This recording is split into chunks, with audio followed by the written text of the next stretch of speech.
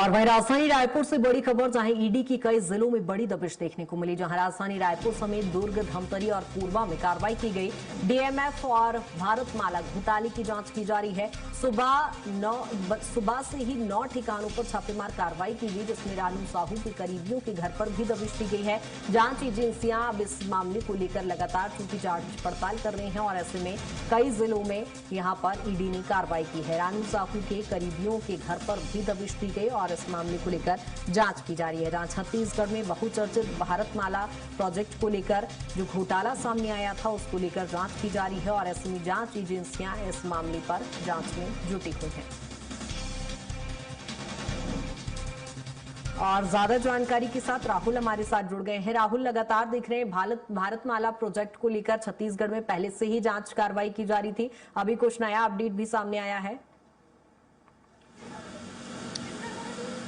जी कृतिका, देखा जाए तो जो ईडी है उसके द्वारा लगातार छत्तीसगढ़ के जो 9 ठिकाने हैं वहां पर छापेमार कार्रवाई की जा रही है, जहां पर 5 जिलों के 9 ठिकाने पर ये कार्रवाई जो है वो देखी जा रही है। लेकिन अभी तक ये पुष्टि नहीं हुई है कि एजेंसी कौन सी है और किस घोटाले पर जो पूरी कार्रवाई है वो की जा रही है। लेकिन रायपुर में जिस तरीके से रेड की कार्रवाई हुई है, तो ये शाश्वत लुनावत की घर है, यहाँ पर हम मौजूद है और यहाँ पर मैं आपको दिखाना चाहूंगा कि जो ईडी के तमाम जो अधिकारी है वो इस घर के अंदर मौजूद है। 2 गाड़ियों में भर करके अधिकारी पहुंचे हुए हैं। साथ में जो जिस तरीके से यहाँ पर आरोप लग रहे हैं, तो डीएमएफ घोटाले से जुड़ा हुआ जो पूरा मामला है वो अभी तक के नजर आ रहा है, जिस तरीके की जानकारियां मिल रही हैं। लेकिन अभी तक के आधिकारिक तौर पर इस बात की पुष्टि नहीं हुई है कि पूरा विषय जो है वो किससे जुड़ा हुआ है। और इसको लेकर देखा जाए तो ईडी के तमाम जो अधिकारी हैं अभी अंदर में पहुंचे हुए हैं और शाश्वत का जो कनेक्शन है वो यहाँ पर कांग्रेस के बड़े नेताओं के साथ जुड़ा हुआ माना जा रहा है। और इसके तहत जो तमाम कार्रवाई है वो यहाँ पर जो ईडी है उसके द्वारा की जा रही है और पूछताछ के साथ साथ तमाम जो इलेक्ट्रॉनिक दस्तावेज है वो भी यहाँ पर खंगालने के काम किए जा रहे हैं। और इसमें देखा जाए तो छत्तीसगढ़ में जिस तरीके से मैंने बताया कि 5 जिलों में, तो रायपुर, धमतरी, दुर्ग, अंबिकापुर, कोरबा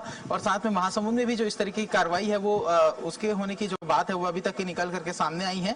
और यदि देखा जाए तो भारतमाला प्रोजेक्ट से यदि जुड़ा हुआ यदि पूरा मामला है, तो इस पर यदि भारतमाला घोटाले की यदि बात करूं तो इस पूरी परियोजना में मुआवजे को लेकर के किसानों के साथ जो धोखाधड़ी का काम तमाम जो अधिकारी हैं राजस्व विभाग के, उनके द्वारा मिलकर के किया गया था। और वहीं डीएमएफ घोटाले को देखा जाए तो डीएमएफ घोटाले में भी बड़ी संख्या में जो पैसों की हेरफेर की जो जानकारी है वो निकल करके सामने आई थी। तो कुल मिलाकर देखा जाए तो मनी लॉन्ड्रिंग से जुड़ा हुआ पूरा मामला हो सकता है। और जिस तरीके की कार्रवाई यहाँ पर देखी जा रही है, तो छत्तीसगढ़ के तमाम जो क्षेत्र है वहां पर पूरी कार्रवाई जो है वो यहाँ पर की जा रही है। और इसमें देखा जाए तो घर के जो लोग हैं वो अभी कुछ जो लोग हैं वो यहाँ पर अंदर जाते हुए आपको नजर आ रहे होंगे। शायद इसी घर का बच्चा है जो घर के अंदर जाने को कोशिश कर रहा है।